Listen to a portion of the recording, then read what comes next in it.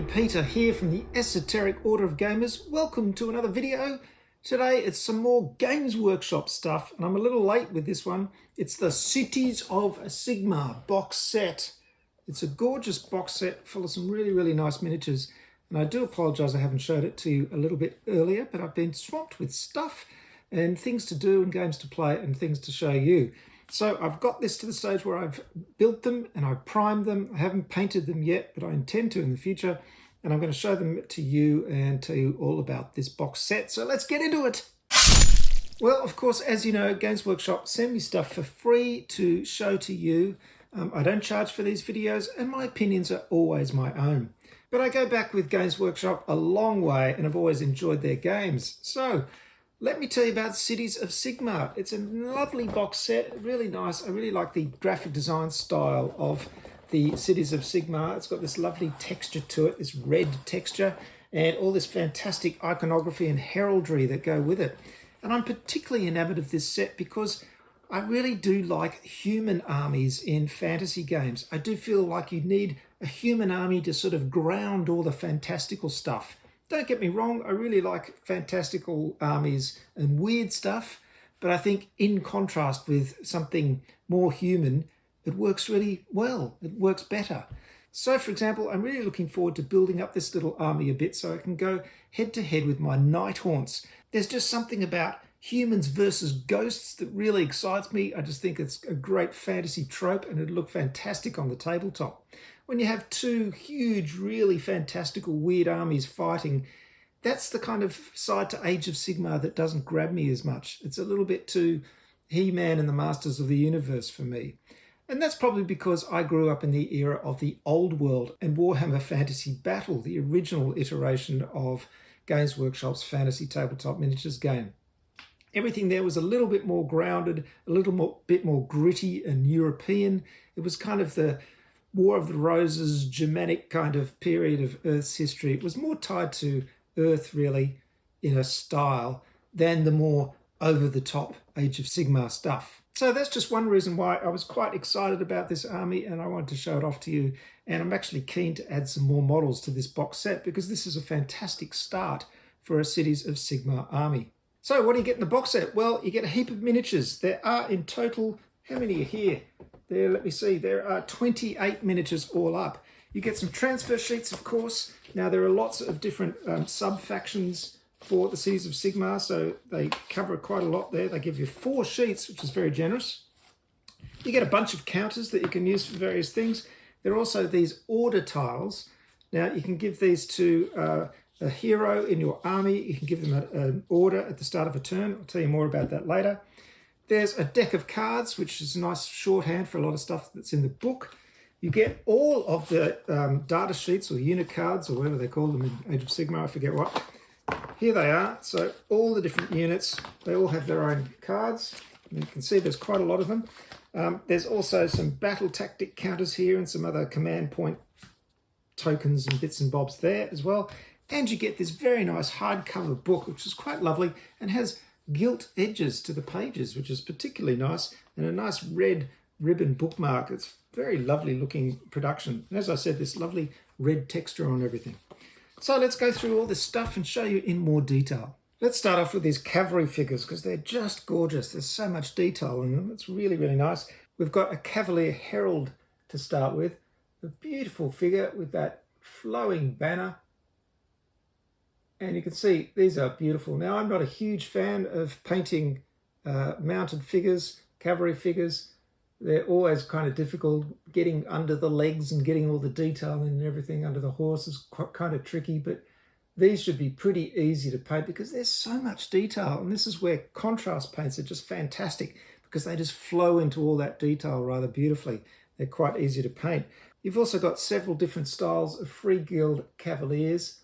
Look at that beautiful figure. His tail whooshing out there. This very dynamic stance where he's holding the sword up in the air. Just beautiful. Now there is some variation in how you build these, but not too much really. It's very much the style you get on the box. You can change a few heads and things like that. This guy looks like He's been in the wars for a few years. The horses themselves are nice and large, which is good. Sometimes in these figures, the horses are too small a scale for the figure.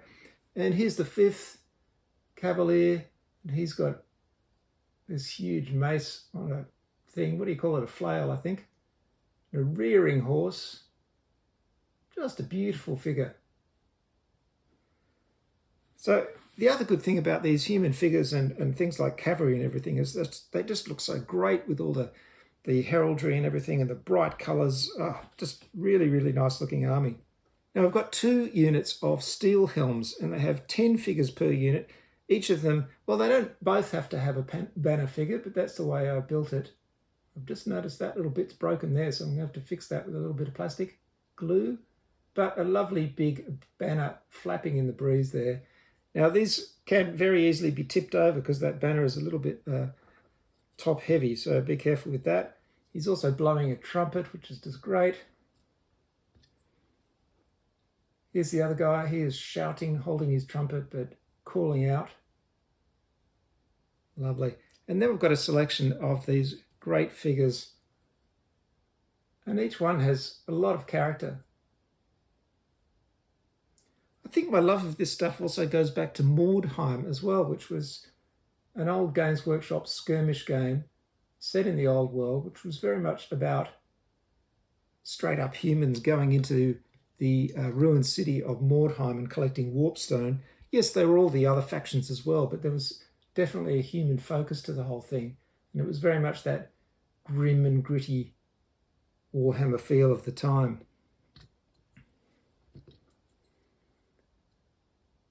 So you can see these are pretty well armed and armoured guys, but they also do have the feeling of being, you know, rank and file as well.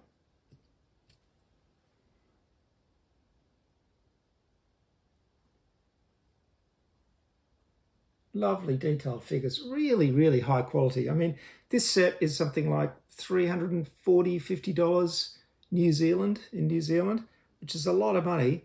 You're paying a lot for it. And of course, you pay a lot more for Games Workshop products in Australia and New Zealand, especially New Zealand. But really, these are absolutely premium figures, just gorgeous. Now I've got some really nice character figures. This is a relic envoy who's basically just accompanying the commander with some kind of holy relic.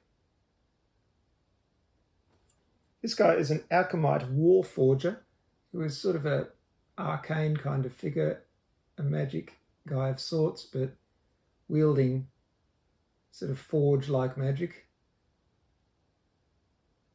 And then finally we've got the hero, the Free Guild Marshal. And look at that, what a confident pose. There are some variations here. This arm can be holding something else, another weapon instead of the shield. I just love this pose though. It's really standing strong and looking over the battlefield and making serious decisions. All right then, let's have a look at the book. It's a really, really nice book, as I said, and it gives you a bit of a background. Now, the whole idea of the cities of Sigmar is that we're looking at the human cities in the realms of the Age of Sigmar, and they are embattled sort of strongholds where humans and also Duarden, the dwarves, and the elves, spelt with an A at the start, but they used to be just elves, dark elves for some strange reason, but we'll get into that later. They are also in these cities, and in these cities there is a real focus on going out and having these crusades where they try and get out into the countryside, into the vicious, horrible countryside where all these things are going on, and beat back chaos and set up other strongholds with the help, of course, of the Stormcast Eternals. So basically the cities are kind of embattled islands of civilization in the midst of chaos. Now, it's very clever the way they've done this, because when you're doing human armies, the emphasis probably initially is on defense. They're going to be inside the cities and they're not want to go out and attack things. So this whole idea of the Crusades is an excellent excuse for getting groups of armies out there into the wilderness and smashing up against other armies from other factions. Very, very clever. Now, these crusades, which are called Dawnbringer Crusades, when you join one of these crusades, you get a little token or trinket called the Coin Malleus. And this is an indicator of the fact that you're willing to go onto this crusade and go out into the wilderness and try and establish another stronghold in the name of Sigmar.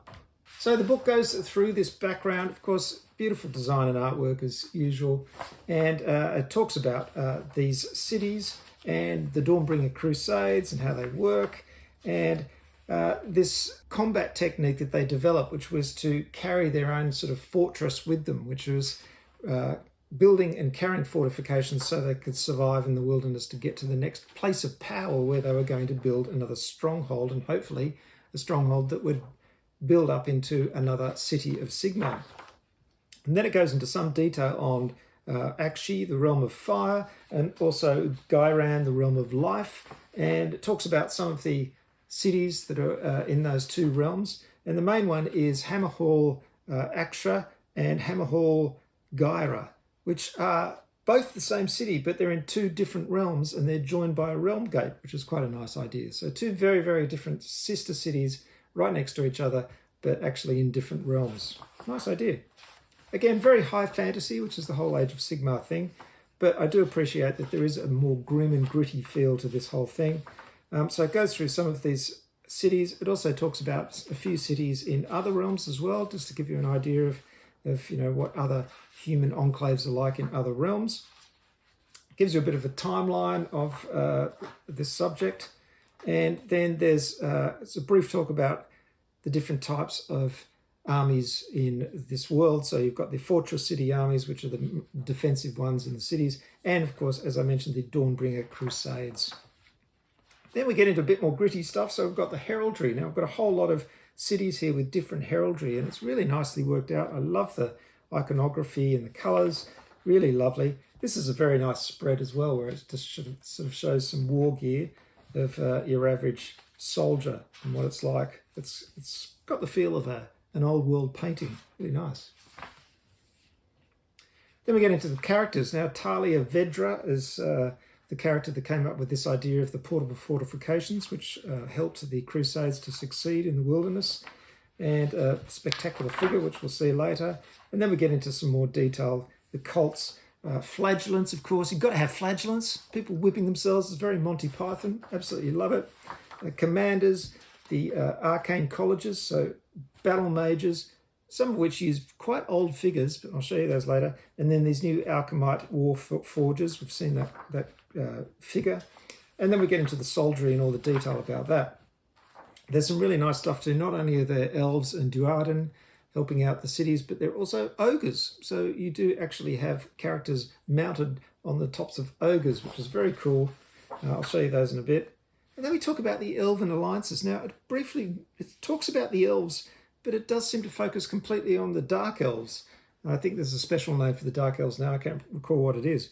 But this didn't quite sit with me quite as comfortably. There's this idea that the cities all have a district, a sort of shadowy district, where there's a group of dark elves under the thrall of a sorceress. And for some reason, they take part in these crusades, which just didn't seem right to me. I don't know. I suppose that the dark elves are kind of lawful evil, really, aren't they? But it just seems weird that they're cooperating with humans in these crusades. And it kind of feels like the figures are kind of shoehorned into the cities of Sigmar concept a bit. I can understand the dwarves. That seems to work well.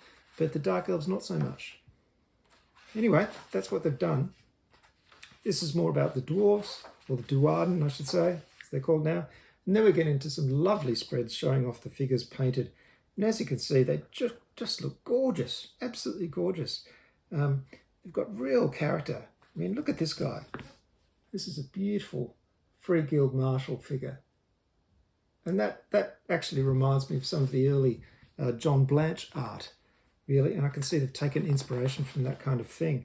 And then you've got this amazing figure of Talia Vedra mounted on this lion-headed thing, griffin-like thing. Absolutely beautiful. Shows the different colours of the heraldry, which is great. These are the Free Guild Cavaliers, looking spectacular, all painted up. And here we've got these fantastic ogres, guys mounted on the poles, being carried by ogres, which is great. I want a couple of those for sure. There's a cannon. Who doesn't want a cannon in their army? Absolutely essential. Some lovely sort of cultish religious figures as well. Oh, so much really nice stuff. Be a spectacular looking army.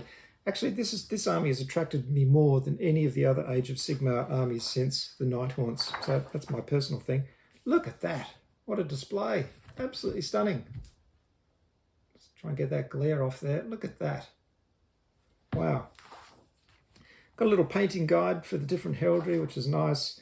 Some ideas on painting, skin and horses and stuff like that. And then we get into the nitty-gritty rules stuff. These are all the sub-factions you can choose. So there are heaps. Then we get into things like, well, each of the free cities has their own battle trait. So they each have their own style, which is nice. This is the whole idea of orders. So you can give orders to friendly heroes. You do that once at the start of each round. And here are the order tokens. Oops.